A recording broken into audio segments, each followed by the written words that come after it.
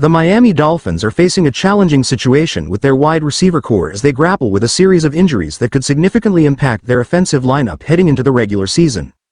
The latest setback occurred on Friday night when receiver Anthony Schwartz, a speedster known for his agility, sustained a serious ligament tear in his left knee during the Dolphins' 24-14 preseason loss to the Tampa Bay Buccaneers. The injury, which occurred in Schwartz's first preseason game of 2024, is expected to require surgery, potentially sidelining him for an extended period or leading to his release with an injury settlement. Schwartz, who was a standout at American Heritage High School and later at Auburn, has struggled to establish himself in the NFL since being drafted in the third round in 2021. His career has been hampered by injuries and inconsistent play, leading him to spend most of last season on the Dolphins' practice squad. His injury on Friday night is particularly disappointing as he had been held out of the previous 2 preseason games for medical reasons but was able to contribute 2 receptions for 24 yards before his injury. The loss of Schwartz is the latest blow to a Miami Dolphins receiver unit that has been decimated by injuries throughout training camp. Tyreek Hill, one of the team's top offensive weapons, has been dealing with a wrist injury while fellow star Jalen Waddle has been limited by a soft tissue issue.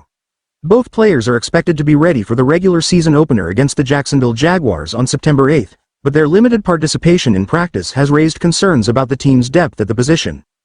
Compounding the Dolphins' woes is the situation with Odell Beckham Jr., who has yet to practice with the team during training camp. Beckham, who joined the Dolphins with a pre-existing injury, has been placed on the physically unable to perform (PUP) list and is unlikely to be ready for the start of the season. If Beckham remains on the reserve PUP list, he will be forced to miss at least the first 4 games of the season. Dolphins head coach Mike McDaniel has expressed optimism that Beckham will begin practicing soon, but the uncertainty surrounding his availability adds to the team's concerns.